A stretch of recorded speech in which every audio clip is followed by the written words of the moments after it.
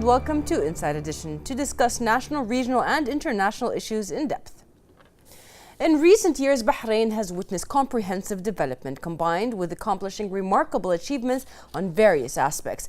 Arbitration is one of the vital fields in which Bahrain exerted tremendous efforts to promote its status as a regional hub for arbitration. In 2015, Bahrain enacted legislation adopting the United Nations Commission on International Trade Law, specifically the Model Law on International Commercial Arbitration for both international and domestic arbitration, enhancing an already arbitration-friendly legal system.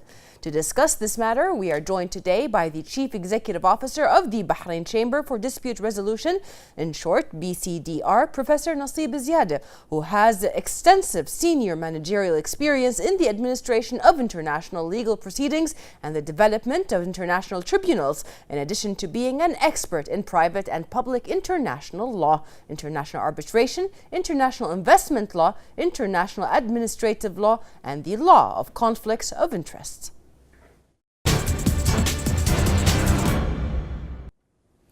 Welcome back. Joining us in the studio is Professor Nasib Ziadeh. Thank you very much for being with us today. Thank you for inviting me. Professor Nasib, first off, the great importance of arbitration and dispute resolution led to the establishment eventually of the Bahrain Chamber for Dispute Resolutions, in short that's BCDR. Tell us more about the importance as well as the Chamber's main missions and organizational structure, please. Well, when cross-border disputes arise, you need to have in place an efficient, cost-effective, and neutral dispute settlement mechanism, allowing such disputes to be resolved.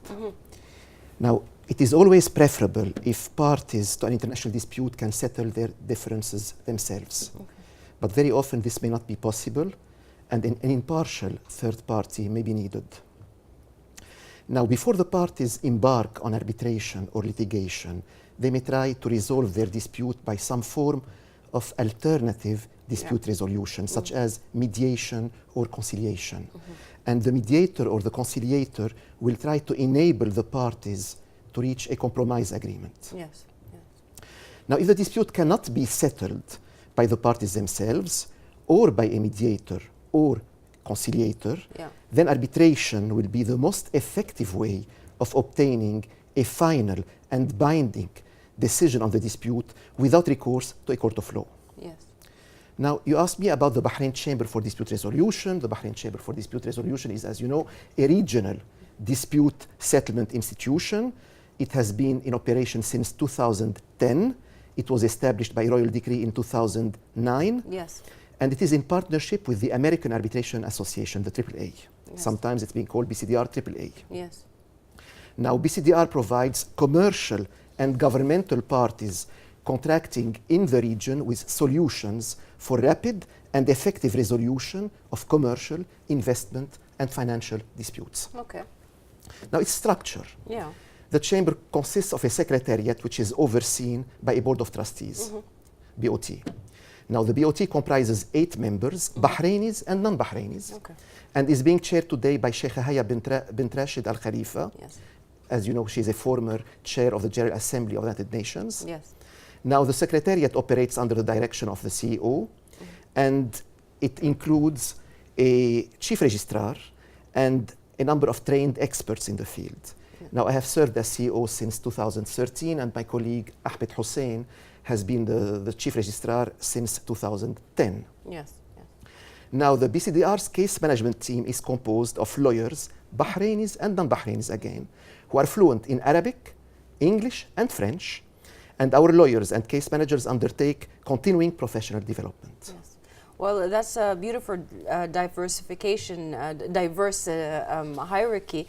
And this diverseness is important, isn't it? Yes, it is very important. Unfortunately, we do not see today in the field of international arbitration as much diversity as we wish to see, but we are working very hard on diversity, not only in terms of staffing, but also in terms of having arbitrators come from more diverse backgrounds. Perfect. What are the advantages when it comes to arbitration? Well, Sarah, there are many advantages associated with arbitration, which explains why parties today to international disputes prefer to go to arbitration rather than to an established national court. Now, the first advantage is neutrality.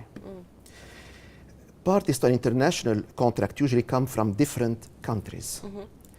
And international arbitration will allow these parties to avoid having to refer their dispute to the national courts of one of the parties and to choose instead a more neutral tribunal. This would create procedural fairness to all parties. So that's the first advantage, neutrality. The second advantage of arbitration is that it gives each party the opportunity to participate in the selection of the tribunal. So typically, if the tribunal consists of a single arbitrator, that single arbitrator will be chosen by agreement of the parties. Now, if the tribunal consists of 3 arbitrators, 2 of them may be chosen by the parties, and sometimes also the parties may have a say in the choice of the third arbitrator, the chair of the tribunal. The third advantage of arbitration is flexibility. Now, as long as the parties are treated fairly, and this is very important, due process is very important in arbitration. As far as the parties are treated fairly, the arbitration can be tailored to meet the specific requirements of the dispute. And the arbitration does not need to be conducted in accordance with a fixed and invariable set of procedural rules which apply in state courts.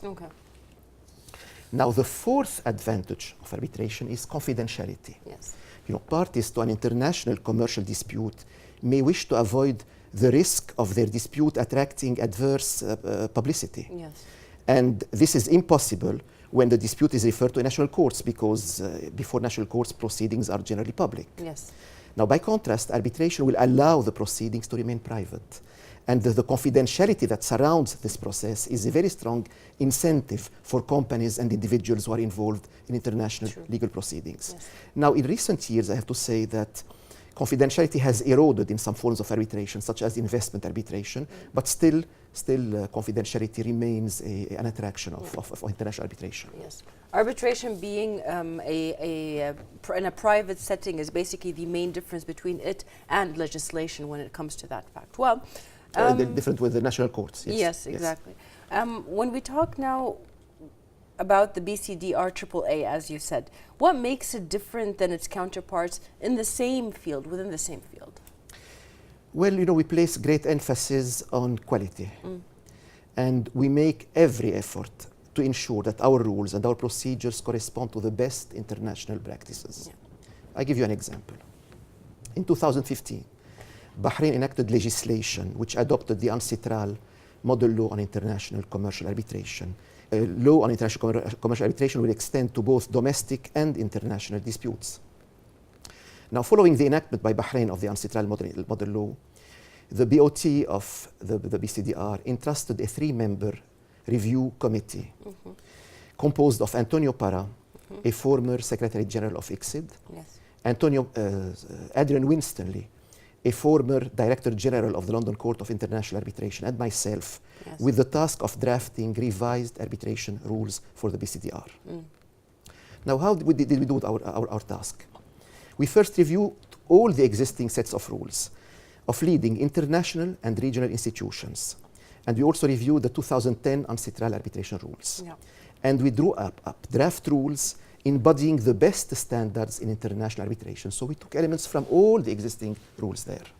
Then we requested feedback from current and potential users before we submitted the draft rules to the BOT for its final adoption. Now, our new arbitration rules are available in English, Arabic, and French, and all 3 versions being equally authoritative. Now, the original draft rules were drafted in English, but how did we come to the other versions? I don't send them to translators. I don't leave anything to chance. I sat with experts, with a gentleman who has a PhD in international law, with a law professor of civil and private international law, and the 3 of us drafted the rules in Arabic and French. And to quote Adrian Winstanley, my colleague, he said that the new BCDR rules are the equal of any other and superior to many. Now, we are keeping the same momentum by now revising our mediation rules and by creating our own investment arbitration rules. So the same process will take place. Now, also, our case management team is composed, as I said, of lawyers who are fluent in Arabic, English, and French. And we are hiring lawyers with international exposure to administer our arbitration cases and work on our other recent activities. Yes. In addition, we produce an international law journal and other scholarly publications which are unmatched in the region. I have also to say that the BCDR has state-of-the-art hearing and meeting rooms, video conferencing resources, and on-site technical support. Yes. So you see what makes our difference Yes. from the others. Yes. And of course, these differences are what help at the end to have, as you said, due process or give due process to the clients that are basically coming to you. After a year of bringing the amended rules, the ones you just mentioned, into effect, following substantial revisions to the previous law in Bahrain, the ICAL of 1994 included full incorporation of the Ancestral or the UN Citral model law. We mentioned it also in the introduction. How do you value the implementation of these modern and advanced set of arbitration rules? Well, in my view, Sarah, Bahrain today offers ideal conditions, and I measure my words, for holding international arbitration proceedings. First, as I said, in 2015, Bahrain adopted a very liberal law on arbitration, which applies the Ancestral model law on international commercial arbitration to both domestic and international disputes. And I take no credit for this. I was not consulted, and they did the right thing. In addition, Bahrain is a party to a number of international arbitration conventions, which would facilitate the recognition and enforcement of arbitral awards. These include the New York Convention on the Recognition and Enforcement of Foreign Arbitral Awards, which Bahrain ratified in 1988. The GCC Convention for the Execution of Judgments. The Riyadh Convention on Judicial Cooperation between the Arab states of the Arab League. The Washington Convention on the Settlement of Investment Disputes between States and Nationals of Other States, the ICSID Convention, that was ratified in 1996 by Bahrain. So we have all these conventions ratified by Bahrain. We have this law which is enacted by Bahrain. On top of this, a year ago, the BCDR adopted comprehensive, universally applicable and state-of-the-art arbitration rules, which contain innovative provisions, including on such matters as expedited, summary, and emergency arbitration procedures. So there is no question in my mind that Bahrain and the BCDR are today well placed to host arbitration proceedings and to ensure procedural fairness for the parties. The BCDR is basically a forefront and a template for how the proceeding should be when it comes to arbitration. Now, the Bahrain Chamber for Dispute and Resolution places very high priority when it comes to developing awareness in international arbitration for regional practitioners, as you mentioned, and to conduct training courses and feature experts in the field of arbitration. What can you tell us about these efforts? Well, the BCDR views training and educational opportunities as an integral part of its mission. Now, first, it holds training sessions and workshops on arbitration and mediation for judges, lawyers, in-house counsel, experts, and students. It also supports the training of law students interested in international commercial arbitration, and we need to educate the new generation of arbitrators. We take great pride in this. Now, in addition, BCDR holds regularly conferences on arbitration. Recent events have included the biennial conference of the International Federation of Commercial Arbitration Institutions, a conference on international investment arbitration in the MENA region, the fourth conference for a Euro-Mediterranean community of international arbitration, which was held in conjunction with the Ancestral and the OECD. All these conferences were held in Bahrain.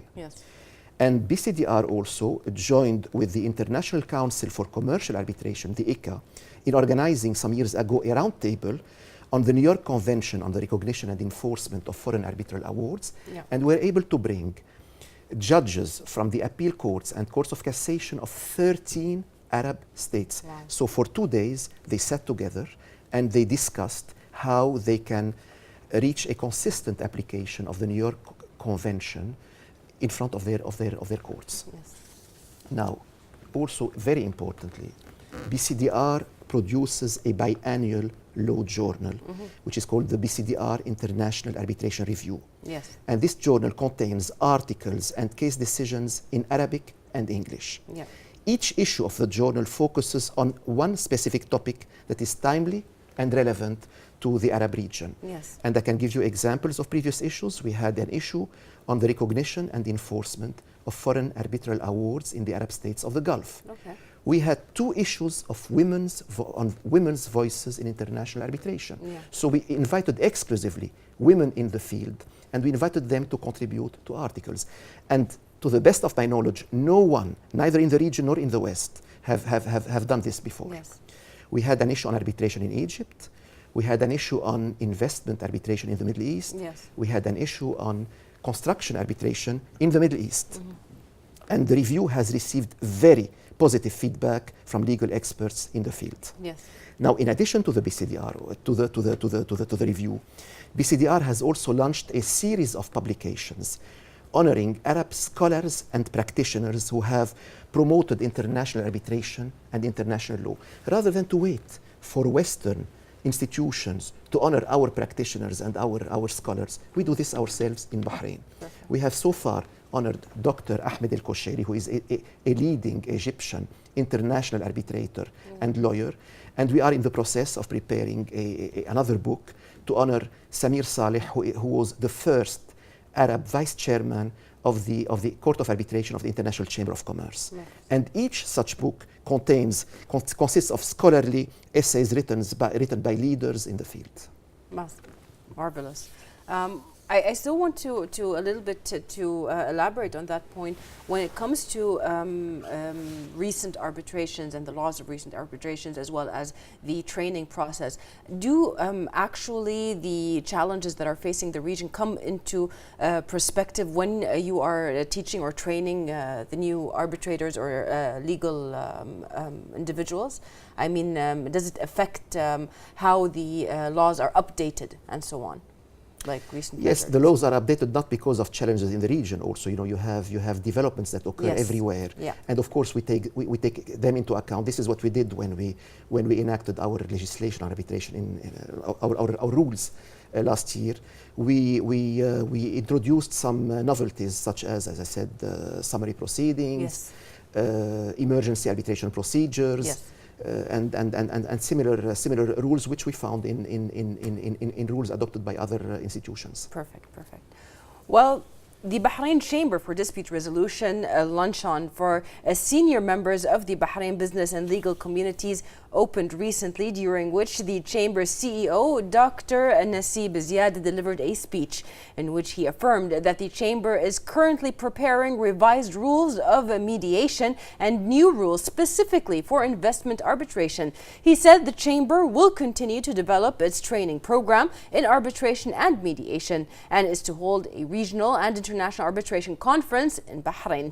It will also continue attending and contributing to the work of the UNCITRAL working groups, particularly with regard to the meetings of the third working group on the reform of the investor-state dispute settlement system.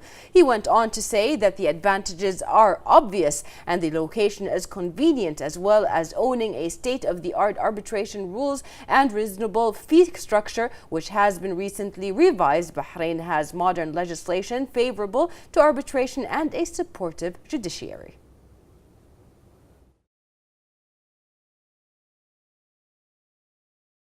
Well, everywhere, everyone wants disputes to cost less to resolve.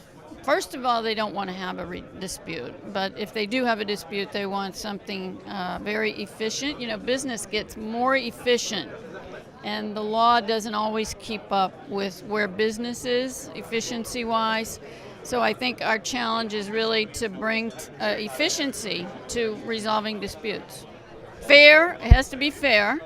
And it has to be efficient, or a business doesn't have a use for it. This is a luncheon that we had as an initiative to communicate and to have some sort of a discourse with the business community and the legal communities and the law firms here in Bahrain.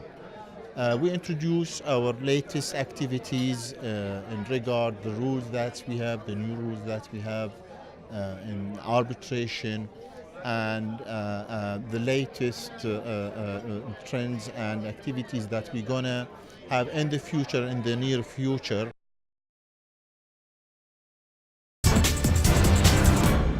Welcome back. Professor, the Kingdom has recently hosted the Bahrain Chamber for Dispute Resolution luncheon for senior members, as we have seen, of the Bahrain business and legal communities. Many experts in this field took part in it. Can you tell us more about the issues discussed during the sessions and the main recommendations that were suggested later on? Yes, BCDR hosted the luncheon, and it brought together over 80 senior members of the Bahrain business and legal communities in the presence of members of the diplomatic representations in Bahrain and government representatives. It was an opportunity for us to update the attendees on the recent activities of the BCDR.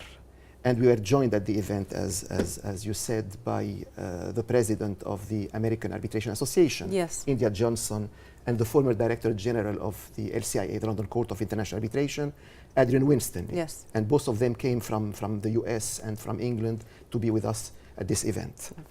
Now, at the luncheon, of course, we discussed our work on the cases and our outreach activities and publications. And we provided the attendees with 3 recommendations. Yeah.